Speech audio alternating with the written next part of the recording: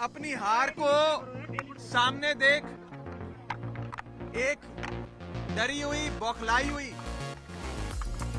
कायर बीजेपी चुनावों को रद्द करना चाहती है। आप सब जानते हैं कि इस चुनाव में साफ मेजॉरिटी, साफ बहुमत इंडिया गठबंधन के पास है। ये पहला सामना है, पहला मुकाबला है भाजपा का, और इस चुनावों में साफ तौर पे बहुमत इंडिया गठबंधन के पास है। आप जानते हैं कि कुल मिलाकर 36 मतदान होने हैं।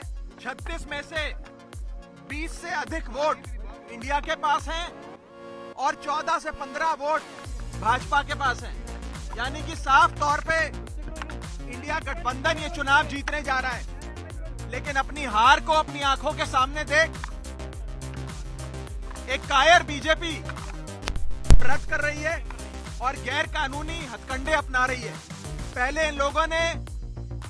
सबसे पहले इन लोगों ने सेक्रेटरी इलेक्शंस को बीमार कर दिया। आज इन लोगों ने चुनाव के जो प्रिसाइडिंग ऑफिसर होते हैं उनको बीमार कर दिया। ऐसा लगता है कि पूरी की पूरी बीजेपी इंडिया गठबंधन को अपने सामने देख बीमार हो गई है। और बीजेपी क्या मैसेज देना चाहती है इस देश में कि ये इस देश का लोकतंत्र क्या इतना कमजोर है कि जब बीजेपी चुनाव जीतने की स्थिति में होगी तो चुनाव होगा, लेकिन अगर भाजपा ये चुनाव हार रही है तो चुनाव नहीं होगा। क्या ये मैसेज देना चाहती है भाजपा? और मुझे ये कहने में रत्ती भर भी गुरेज नहीं है कि भाजपा की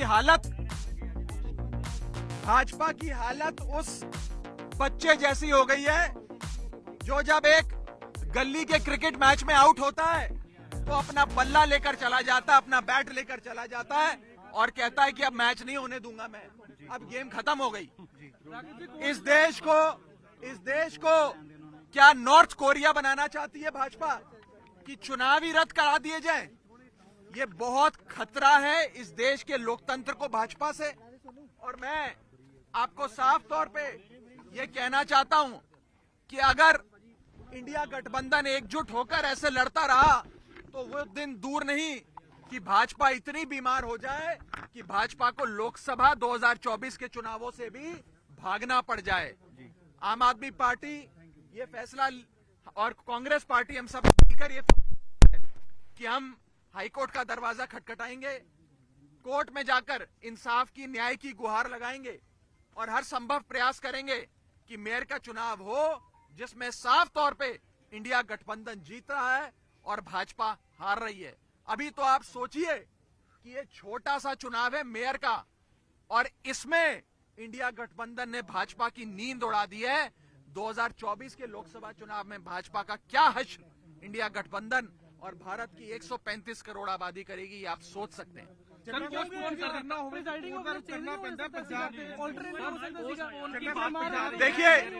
देखिए हम आज भी इलेक्शन प्रशासन से यही विनती करेंगे कि अगर एक प्रिसाइडिंग अफसर बीमार हुए हैं तो आप दूसरा प्रिसाइडिंग अफसर नियुक्त कर दो, जिस मर्जी को चाहे नियुक्त कर दो।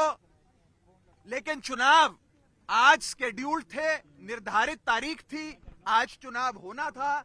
अगर आज चुनाव नहीं होता है और भाजपा पहले सेक्रेटरी इलेक्शंस को बीमार करती है, फिर प्रिसाइडिंग अफसर को बीमार करती है, फिर इलेक्शन रद्द करती है, ये साफ दिखाता है कि एक कायर बीजेपी इंडिया गठबंधन के हाथों अपनी हार को देखते हुए डर गई, बौखला गई और उस बच्चे जैसा बर्ताव कर रही है जो बच्चा गली क्रिकेट में आउट होने के बाद अपना बल्ला लेकर घर चले जाता है कि अब मैच नहीं होगा।